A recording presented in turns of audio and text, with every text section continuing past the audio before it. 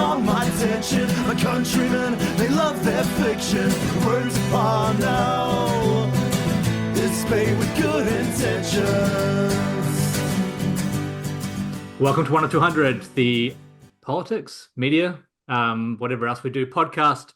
We're currently on hiatus with current events, but we're popping back in for episodes like this. I'm joined by my co-host, Dr. Josephine. How are you doing? Kia ora. I'm very excited today because of the guest that we have. Looking forward to the discussion. Very happy to be back during the hiatus for the special episode. All right, and kick us off. What are we doing? Okay, kia ora koto, everyone, all listeners. Today we have a wonderful guest with us. It is none other than Vijay Prashad, who is, in my view, first and foremost, an anti-imperialist scholar, activist, I think a global organizer for the left, whose body of work speaks for itself. His latest book on Cuba is out, and it's been written with Noam Chomsky.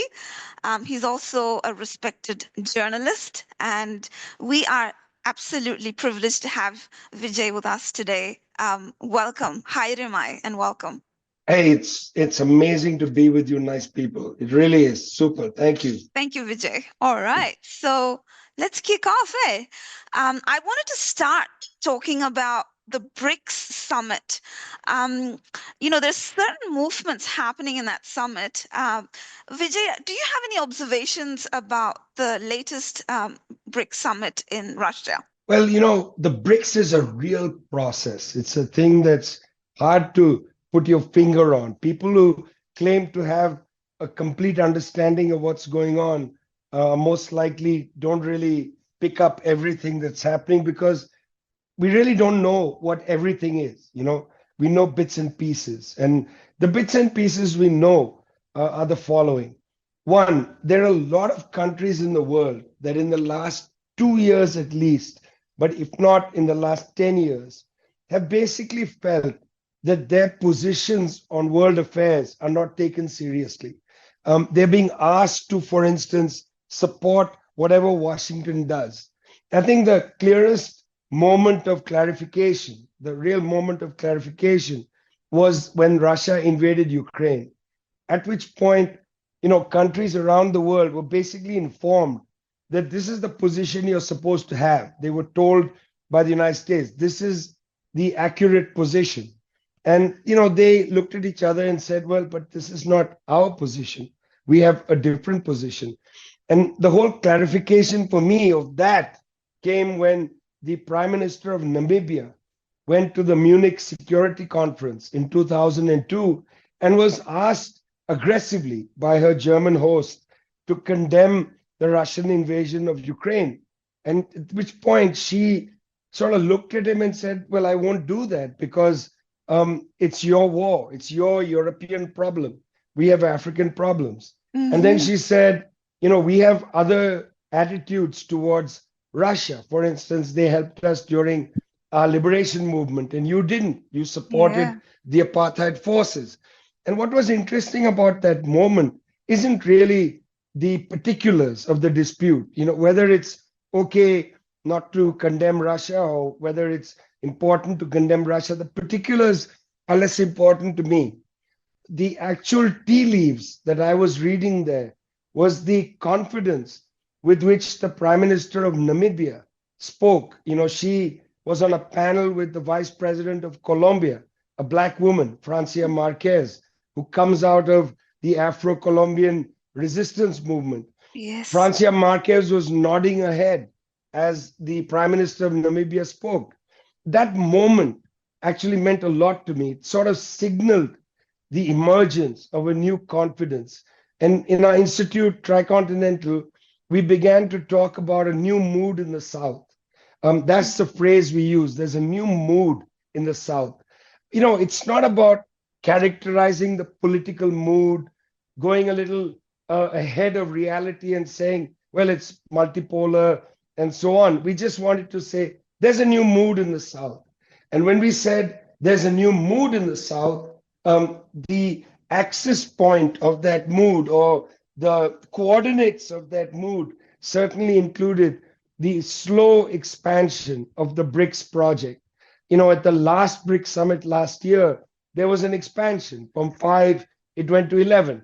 And now there's a large number of new BRICS partners. I don't really know exactly, and I don't think anybody knows what it means to be a partner of BRICS, but it's very clear that this expansion, is meaningful because it's bringing in countries that have been like Cuba standing up against US imperialism.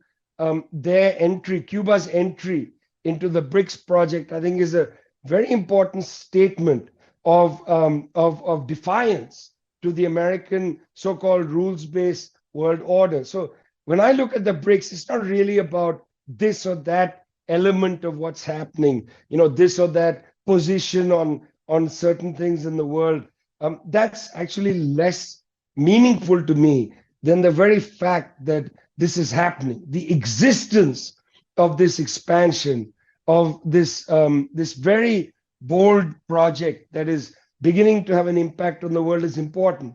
I mean, I listened to Vladimir Putin, the host of this BRICS summit in Kazan. I listened to his press conference. I watched the way he responded to the world media, particularly when the BBC challenged him on various issues.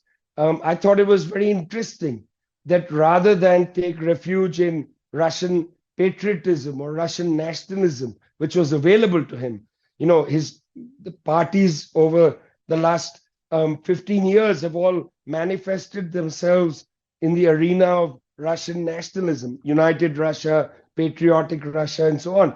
Instead, he talked about sovereignty and the fact that Russia doesn't want to be a second-class citizen in the world. I thought that was a very interesting language. That's the language of the new mood of the global South. We don't want to be second-class citizens, full stop. Yeah, so and that's the takeaway.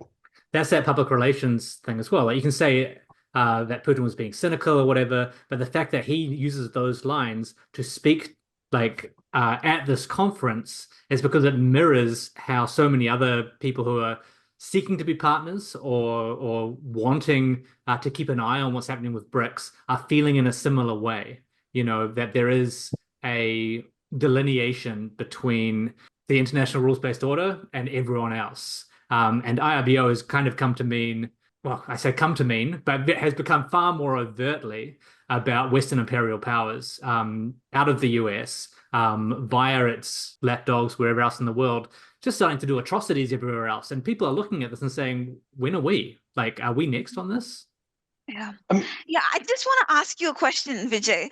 Yeah. So Che Guevara said, in order to defeat imperialism, we need to identify its head, which is none other than the United States of America.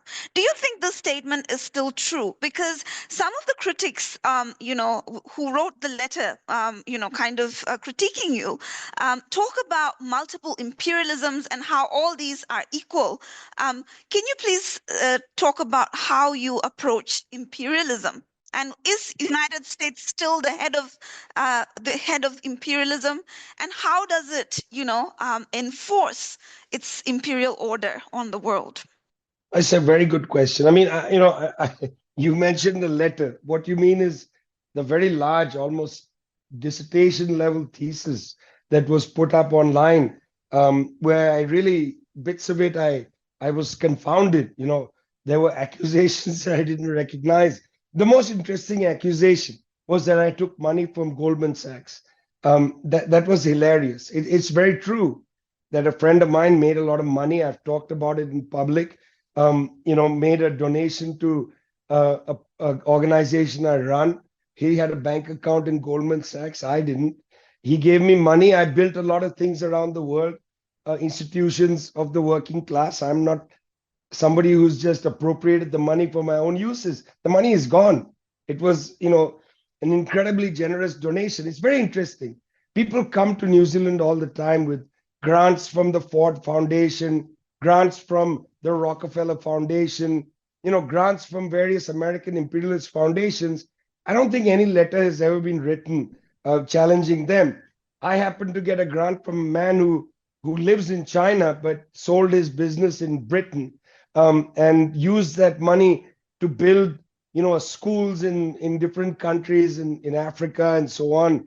And that somehow is suspicious, whereas people who take money from American foundations is perfectly okay. I mean, I just found that quite funny.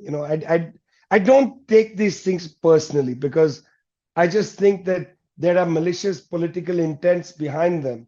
And it's a political battle. It's not a personal issue. So I found that pretty funny at one level.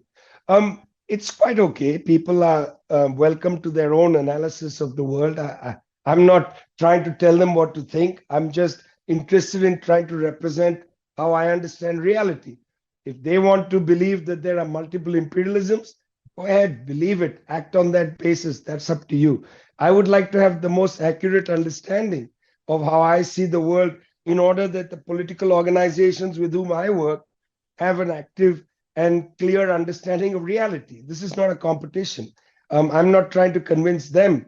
I'm just trying to work out how we change the world and make a better place. So I'm not interested in a debate with people on that, So to tell you why I believe what I believe, which is really the gist of your conversation, but sadly, the gist of the question comes wrapped in a packaging from a letter which, I was forced to read. But anyway, I was actually forced to read it because one of my daughters said, I think you should respond to this because it's traveling around the internet. And I read it and I thought, well, what am I supposed to say in response to this? Because some of the things I really don't grasp or understand. But anyway, let's leave that aside. Yeah. Look, we did a very big study in January of 2024, available on the Tricontinental website called Hyper-Imperialism. And we did that study because I am still interested and I continue to follow the material on this.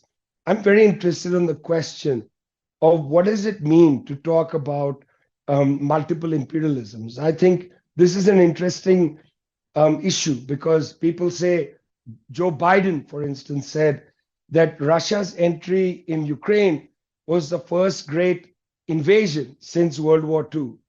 That statement by Biden, however ridiculous it might be, interested me a lot. I'm just going to interject there. The New Zealand Prime Minister of the time, Jacinda Ardern, said, this is the closest to a war that has happened in our generation. And, she's born in 1981. She has seen all the wars in the global south, but this is the only one that she considered a war, which is really interesting. Well, interesting because this is a white perspective, if I may say that bluntly.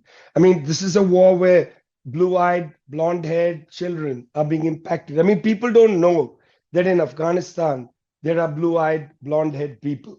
I think I would like to bring to the attention of some of your listeners who may not know that, like the area that my family comes from, northern Waziristan, that was the region through which, for instance, Alexander the Great brought his armies.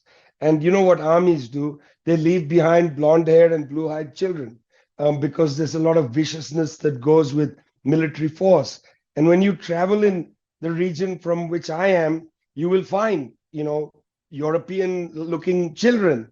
And so why don't you have sympathy for the people of Afghanistan, the kind of sympathy you have for the people of Europe, the Ukraine and so on? It's a racist point that Jacinda Ardern and Biden made. But let's set aside the question of racism. Let's pretend it doesn't exist as they pretend it doesn't exist. And let's go right to the heart of it. We were interested in what does it mean to talk of imperialism.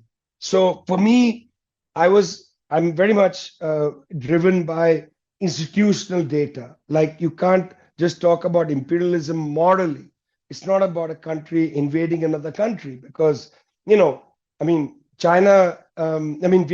invaded Cambodia to end the killing fields. Was that an act of imperialism? Of course not. It was an invasion to end a genocide, a genuine invasion to end a genocide. And that's what Vietnam did. Now, if you can't say Vietnam is an imperialist country, that's absurd. The invasion of another country is by itself conclusive evidence of imperialism. You can have aggression without imperialism. Lots of countries can be aggressive against other countries. To call it imperialism is, I think, jejune, it's juvenile. So again, let's go to the institutions. First institutional analysis we did was the military. I think it's a good place to begin because, after all, imperialism relies on military force. It's not merely cultural and so on. It relies on military force. We looked at the military and we looked very seriously and did an audit of the numbers of different countries.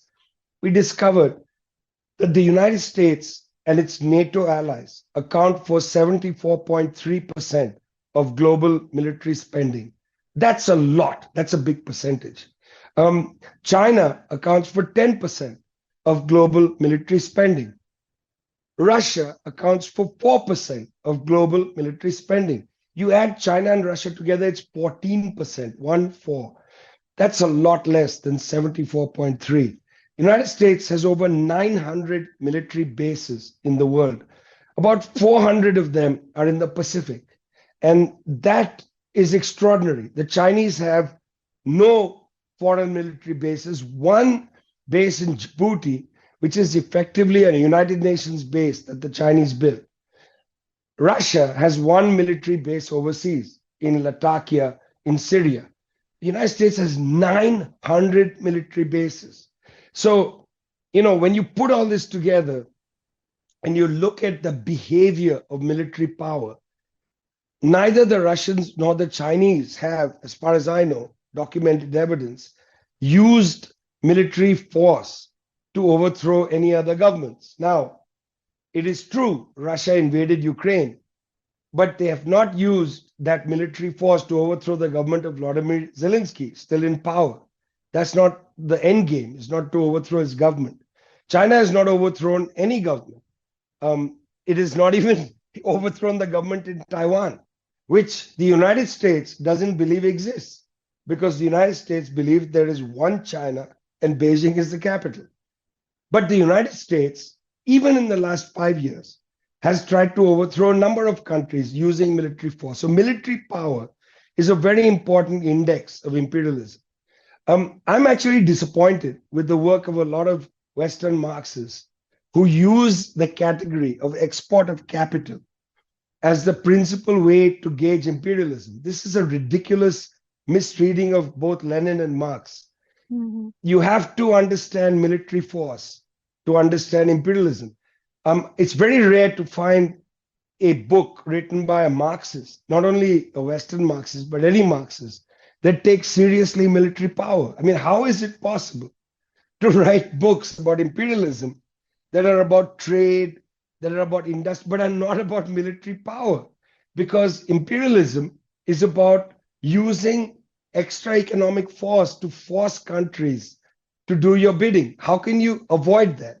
So we put that front and center. Yeah, Vijay, in recent months, I have become familiar with a leftist scholar from Argentina called Claudio Katz. Katz, yeah. Yeah. And Claudio Katz talks about imperialism as a system. And he doesn't say that imperialism is just, I think a lot of these Western Marxists see imperialism as just the increasing of influence, like you said. But Katz talks about it as a system that enforces capitalism, not only, increasing the influence of a country, but it's a network and a set of processes, for example, through international banking institutions, or, of course, the military-industrial complex and the military bases, which enforces capitalism globally. So do you have any thoughts on Katz's theory? Well, I know Claudio Katz very well. Claudio Katz came out of Argentina's Trotskyite tradition. His book on imperialism was published by Batalla de Ideas in Buenos Aires, which is a project of Tricontinental, which I direct. So I just want to put it out there that Claudio and I have worked together for some time. There is what I suppose in legal jurisprudence is known as a conflict of interest, because in effect, I published his book, which you probably read in English translation. Well, It is, of course, true, and it's not Claudio's finding. It's, in fact, something important in a lot of Marxists. Samir Amin, before Claudio Katz, said the same thing. Imperialism is a system, and it's a system with a center. Imperialism is a system with a center, and the center at each moment is an economy that's able, in a way, to manage the financial networks around the world, which opens up its currency to be the global currency. Imperialism is a system where there is a military power that disciplines countries that disobey the international rules that it enforces, and so on. So it's not really just a country. I mean, when people write about multiple imperialisms, I'm befuddled. I don't understand what the theory is behind that. That seems more a moral judgment than a specific Marxist interpretation of the world. People are, again, welcome to have moral understandings of the world. You know, you can be morally outraged by anything. You can be morally outraged by the government in Sudan. You can be morally outraged by the government in Egypt. You can be morally outraged, by any government. That you can have a moral outrage, of course, of the government in India, Mr. Modi's government. Moral outrage is perfectly acceptable. Of course, you don't need my permission to be morally outraged. I don't mean that when I say it's acceptable. I mean that it's something that people do already. Moral outrage is a normal thing. But what Claudio Katz is interested in isn't moral outrage, it's science. We're trying to understand how the world system operates. Marxism is a science. Marxism isn't a philosophy of outrage. We want to know the actual movement of history so that we can intervene to change the direction of that history. Now, we are humans. Claudio is a human. Don't I know it?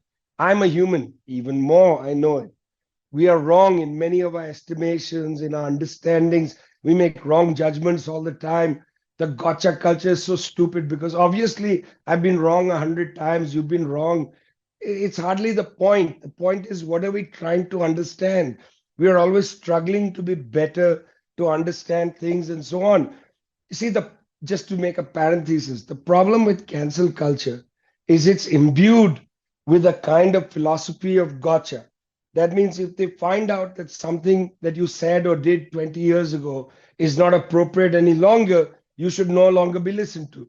Rather than that every human is in a journey to improve themselves, to improve their understanding of the world, to build a better science of reality in order to change it. That's the philosophy of Marxism. This gotcha culture is totally American liberalism exported around the world. I'm upset with you. I don't like you. You should be canceled. I mean, I tell you honestly, I read that letter. My daughter sent it to me, and we joked. My elder daughter and I joked and said, maybe I should sign the letter. Maybe I should sign the letter so I get canceled so I can take a little break. Look at my voice, it's breaking now. I've done so many events just here in Aotearoa. I've been to East Palmerston. I'm going to Wellington tomorrow. Maybe I need to take a break. I should sign and cancel myself just so I can take a holiday, go and visit the countryside and so on, and not just be stuck between Auckland, Wellington, Palmerston, and so on.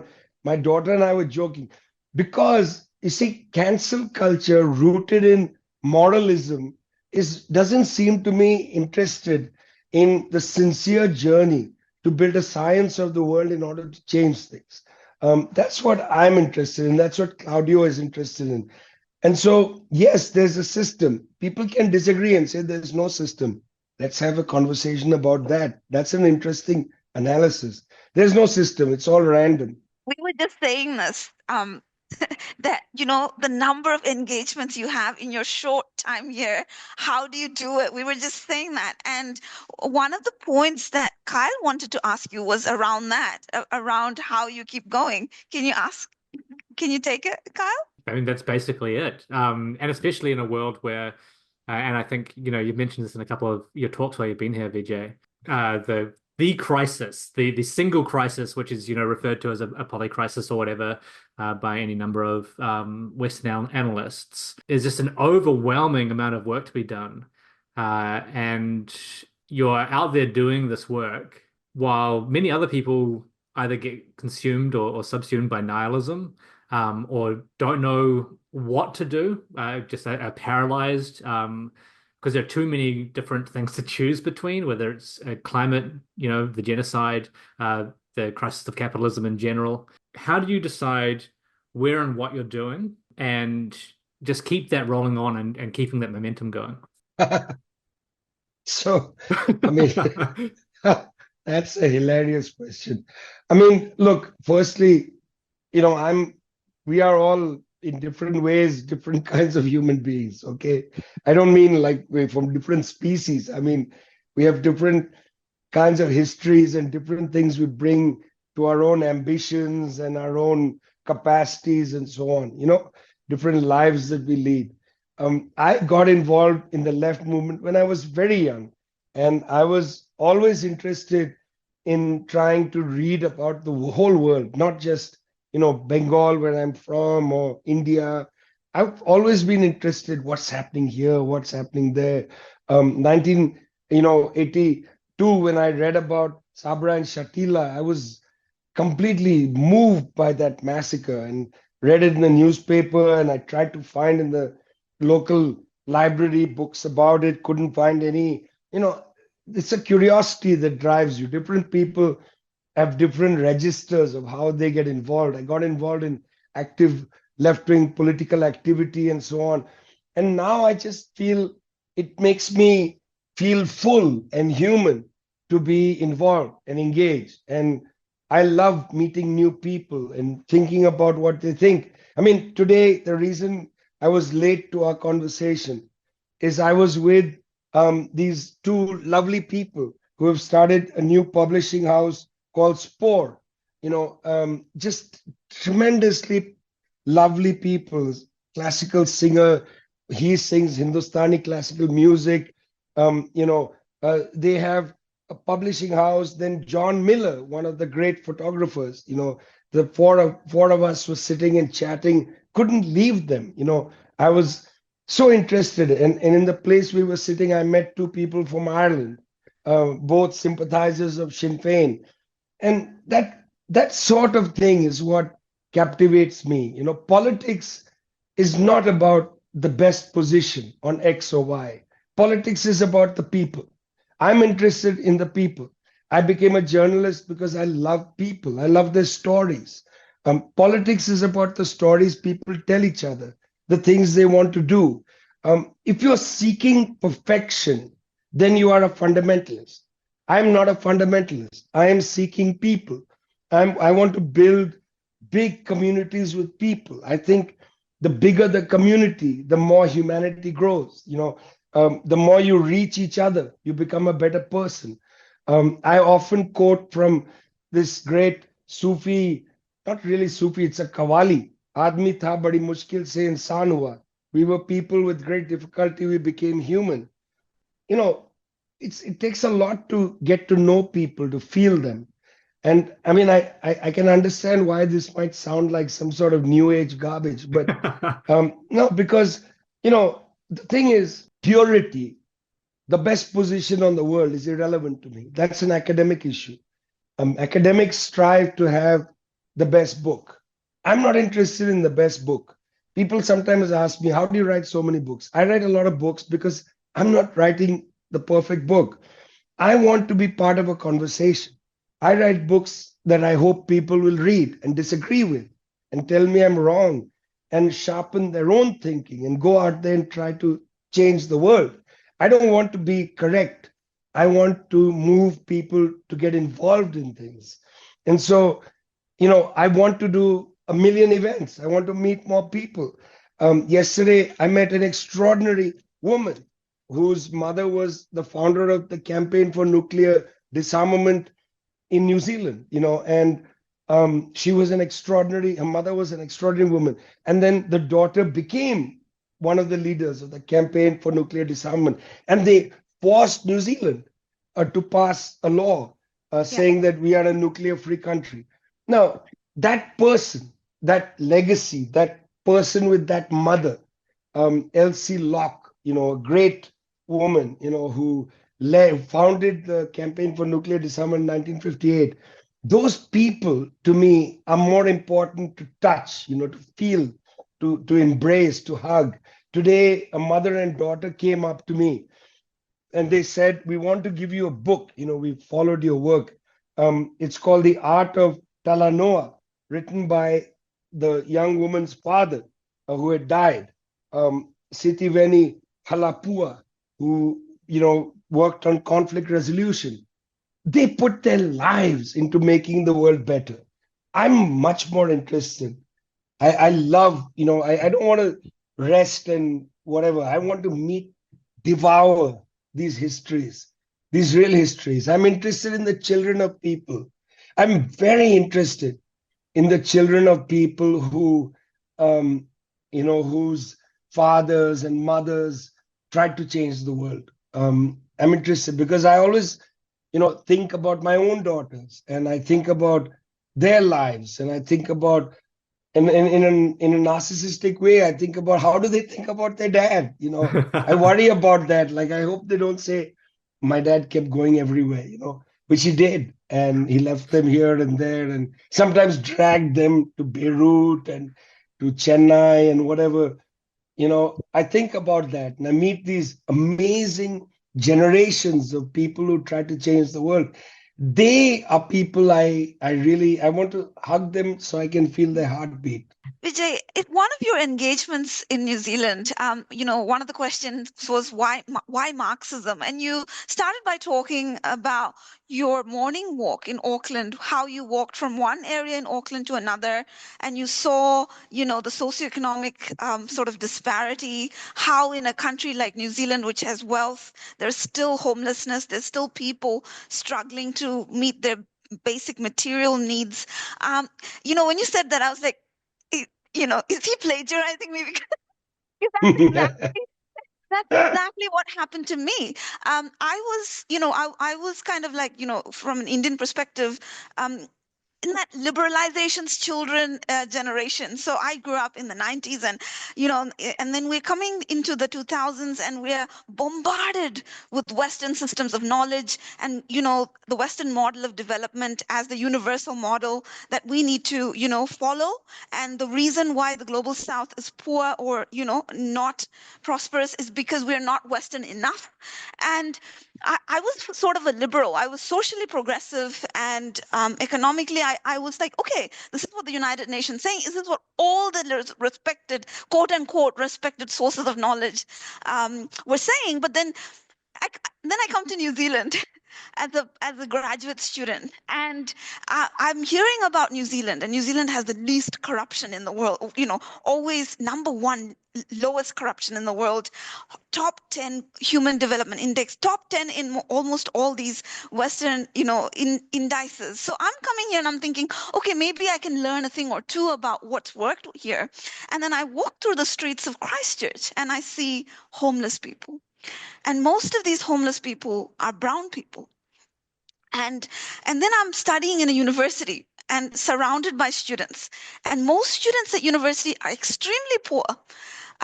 The recent study that happened, undertaken by the Green Party last year or so, found that 64% of tertiary students in New Zealand are living in poverty. So, the Western model of development, the facade of the success of the West, it started crumbling before my eyes. And it started radicalizing me. And it started making me think back to what I grew up in Kerala and hearing and learning from the people around me, the comrades around me, and reconnecting to that and reconnecting to, of course, Marxism from the global South. So it was almost like the same thing that you said. It was really wonderful to hear that, we're going through these journeys together and asking these questions, what will work? And do you think that, these sorts of experiences of seeing the disparities in the world, we're all seeing it, and yet not all of us are becoming Marxists or activists. What, in your view, is the roadblock? Okay, so I mean, maybe I did plagiarize you. I'm happy I did because in my opinion, there's no such thing as plagiarism. There's just a kind of community of knowledge. So I am really glad I stole from you. And thanks for that, because, no, I mean, it's, look, you can't be a Marxist if you're not a human being. I mean, that for me is just an axiomatic thing. There's no such thing as, hey, listen, I'm a Marxist intellectual and I sit in my office and I write about, whatever, like some shit about, like economic theory. You gotta feel something. You have to be out there feeling something. It's a very important part of my own education.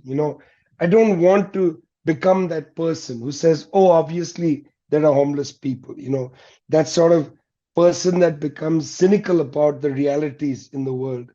There are lots of Marxists who say, of course, obviously, why are you saying that? It's obvious. Because it's not obvious, and it's hideous and it's ghastly. And I don't want to ever feel like anything's obvious. Nothing is obvious.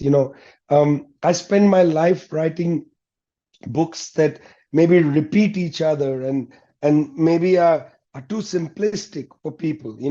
I've written a lot of books that people have said to me, well, it's fine. I see you wrote a book, but why don't you write a serious book? And I don't want to write a serious book. I want to write the same book over and over again because I want people to feel something. I'm not interested in moralism. To feel is not to be moral. You can't write science without feeling something. You gotta have, you gotta be motivated by an anger and hatred for a system that allows a person to live without dignity. You gotta be angry about that. And you got to take that anger and make it science. You can't just be angry. You can't stand on the street corner and yell at people. You have to make it science. And when you've proved it scientifically, then you can take the science back to the streets as a slogan. And that's what I understand the left tradition to be. You're moved, you're angry by you're sort of beaten by reality. And then you go and you study and you work hard to build the science of what angered you. And then from that, you turn around and you produce slogans and you want to try to interfere in the world. You want to intervene to change the world. I always tell people in our institute that Marx got it wrong in the 11th thesis. The 11th thesis is wrong. It's not true that philosophers have only interpreted the world. The point is to change it. That's absolutely incorrect. The better thesis, which Marx meant to write, is that those who try to change the world understand it better. Because those who try to change the world understand the actual granite blocks that stand in front of change. See, otherwise, philosophers are only, that's meaningless because liberals also try to analyze reality. But because they've never tried to change the world, they believe in institutions and systems that actually are roadblocks to improvement, to humanity. So they believe in the police. They believe in social welfare as it exists and so on. But those who try to change the world, who try to say, no, we want housing and then get beaten by the police, they have a better understanding of the real world, the world as it exists. So the 11th thesis, revised by Tricontinental, is those who try to change the world have a better understanding of it. So that, Karl Marx, take that, put it in your pipe and smoke it in your grave. Before we'll probably come up to time relatively soon, but I want to maybe try and apply that to what's happening here in the Pacific. One of the things you mentioned near the start of the recording was around the just enormous number of US military bases in this region. And with the way things are shaping up, we mentioned Brics as well, and multipolarity, and these shifts that are happening in the world with members of the global South having the confidence to depart from kind of US hegemonic views of the world. At the same time as Brics is going on, we've got the Commonwealth meeting happening, which is not getting quite as much press on the global stage. But how do we take everything in terms of trying to fight for change, being angry at the way the world currently is, and these very clear power structures that are in a state of collapse, I guess, if we're being optimistic. And think about the way how us here in the Pacific, as a colonial outpost in New Zealand, and I use the the Western term very specifically here. How do we think about that and apply ourselves in a way that can make a difference when these institutions and these layers of leadership are so inculcated with pro-US Western chauvinism? It is so hilarious that you said that while the BRICS is happening, the Commonwealth meeting is happening. That is such a cute thing to say, because, I mean, come on, Kyle, the Commonwealth meeting, it's like the most ridiculous, like, Kyle, come on. If you had said, like, India was playing New Zealand in cricket while the BRICS was happening and had got India all out for 46, which is absolutely an abomination, I would have taken the question seriously. But the Commonwealth meeting, come on, Kyle, better than that. Commonwealth, it's a meaningless institution. It's a meaningless, yeah. But it's what is pulling the political focus here at the moment. It's still what the institutions and the leadership are concerned with, because they still see that as being the way that their cards lie. So it's not. Yes, except, Kyle, except you are not my king. This is not your land, and so on. Lydia Thorpe, 2024, to cite her. Yeah, no, I get your important. I mean, the question is really important because we have to try to understand what is happening in the Pacific. And there's several layers of what is happening. Number one, of course, is the enormous US military presence since World War II. That's when it really took off, right? United States, after Pearl Harbor, December 1941, began a island-to-island, war against the Japanese, and then in that process, started to use Pacific Islands as the base of nuclear testing. Able and Baker were tested in the Bikini Atoll before the big boy was dropped in Hiroshima and then in Nagasaki. The first nuclear bombs actually exploded outside the United States were in the Pacific Islands, in the Bikini Atoll. So, the United States then begins its enormous base capture from Guam, Samoa, and so on, that exists to this day, 400 military bases, including in Hawaii. It's extraordinary, the military buildup. One of the interesting things that I've been following is the expansion of the Tyndale Air Base in Darwin, Australia, where the United States is going to now base B-52 bombers with nuclear weapons. Total violation of the Treaty of Rarotonga, the nuclear-free zone of the South Pacific. All that is happening. Secondly, there's been an immense growth of fundamentalist Christianity in New Zealand as well, but certainly in a number of the islands in the Pacific. And that fundamentalist Christianity is imbued with a kind of Christian Zionism. I mean, it's not true that some of the island states vote with Israel at the UN because they are pushed by the United States. That's only partly true. The other side of it is they actually have imbibed this Christian Zionism idea, which exists and is there in Kiribati, in Guam, and so on. It's big communities in New Zealand where there's a church, which is either in a building or on motorcycles, but either way, it's a church that is very much a Christian Zionist church, which is a Maori church, and so on. So these are real, serious processes and developments that I don't think have been taken seriously. And I think, it's one thing to fear Chinese, land grabs on some islands near Philippines and so on. Those are certainly worrying for the people in that region, and there's a reason to be concerned, if you live in that area. But it's not the same as a country, a process, a structure that is building up a military capacity to try to subdue the political ambitions of people in Asia. There's a big difference between China contesting where its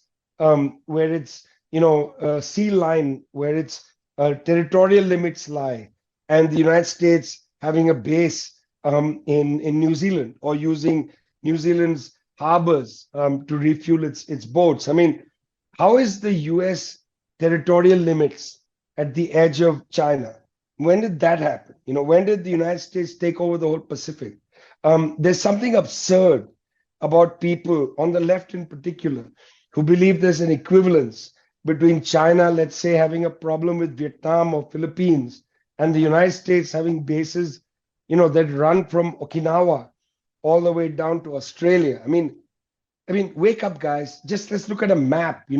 When is the last time the United States actually had a territorial limit that went all the way into Japan? I mean, that the United States occupied Japan after 1945. The Okinawa base is a base of occupation. It's not the territorial waters of the United States. Have you guys lost your minds? Do you have no science? Should you not develop a science rather than a moralism? And so that's that's really what I want to say to you, Kyle, which is, there's a big difference between 400 military bases, US, New Zealand, British, Australian ships patrolling the territorial waters of China, and the Chinese developing high-speed rail. So how do you shift that? Well, I'm trying to shift it by talking to you. I mean, that's how I'm trying to shift it, Kyle. I don't know how else to shift it. I don't have other means, I mean, you have no other means. That's why you guys, both of you, Josephine, Kyle, you do a podcast. Yeah, you try to reach people. You try to expand people's imagination. What other means do we have, to be honest? Yeah. I mean, we don't have other means, and just to say it quite plainly, the United States has much better propaganda than the Chinese.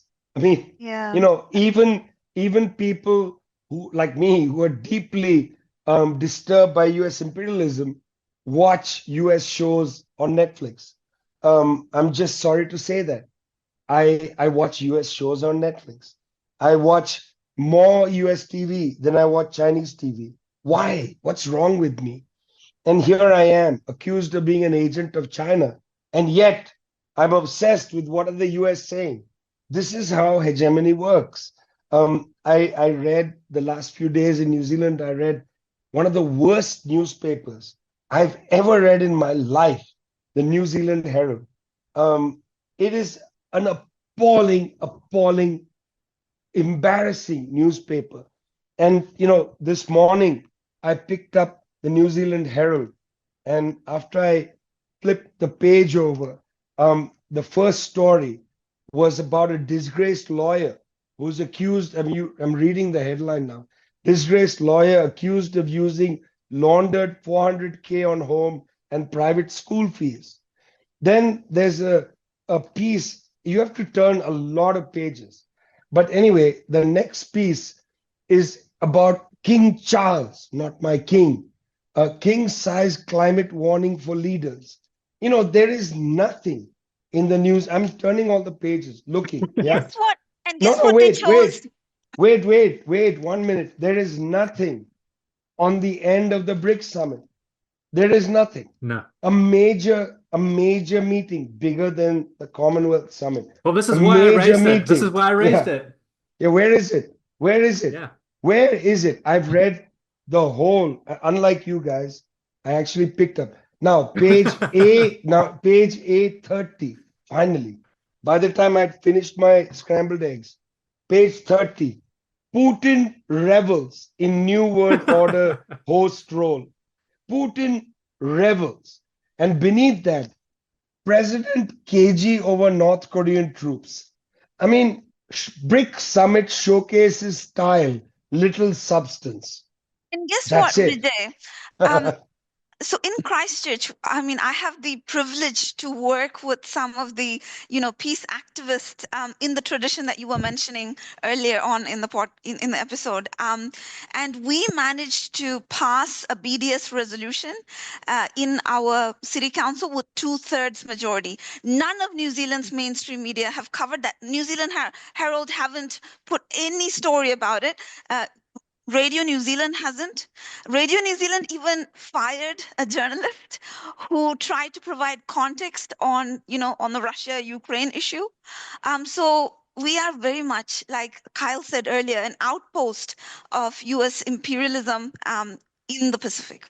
But the thing is, and this is important, Josephine, you and Kyle are not an outpost of anything. You are important, because you are producing what I would consider media, journalism.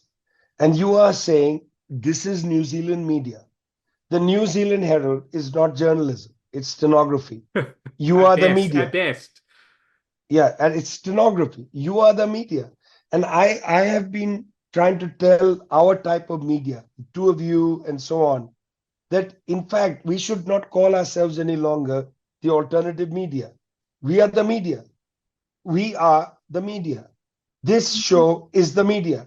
What you're picking up in the morning to read is stenography, effectively a press release from rich people around the world. But you are the real media. And so I am begging you, I don't know if you ever use the term alternative media, I'm not sure, but I'm begging you, no longer, never. We're not the alternative media. We are not the alternative to anything. We are the real thing. We tend we are towards the real Coke. Independent media because it's good branding.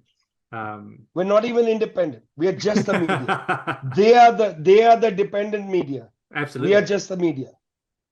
They are dependent. We are the media. That's it.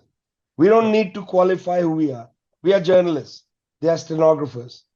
They are stenographers. We are journalists. Full stop. You've heard it here first, folks. That's the 10200 rebrand when we come back from hiatus. We're the media now. This is a wonderful place to wrap up this awesome conversation we had with Vijay. Thank you once again for making this time. You've had, I don't know, a gazillion engagements in your 3-4 days here. So we really, really, appreciate being able to have this conversation with you, Vijay. And we hope to, collaborate with you. And, a lot of the media stuff that you do, we follow and we respect and we value. So, you could be another source to put this news out. For example, the fact that Christchurch City Council, the second largest city council in New Zealand, adopted a BDS notion. We need to get the word out on that, and New Zealand media is not doing that. So, this is great to make these connections. It was great to be with you. Thanks a lot. Thank you. Thanks so much, Vijay. Thank you, Josephine. That's been another episode. Like, share, subscribe. Let people know that the real media is out here. And we're not going to stenograph for the people in power. We'll catch you back on the next episode. See you later. If artificers are then I'm living a pointless life, but learning all your lessons. Fucking politics, there's no distinction. The road's upon now. It's paid with good intentions. And I'll admit that I'm at a loss for what to say when they quote this as a cost we ought to stay. Cause I live amongst the people every day in this vindictive, forgetful fucking race.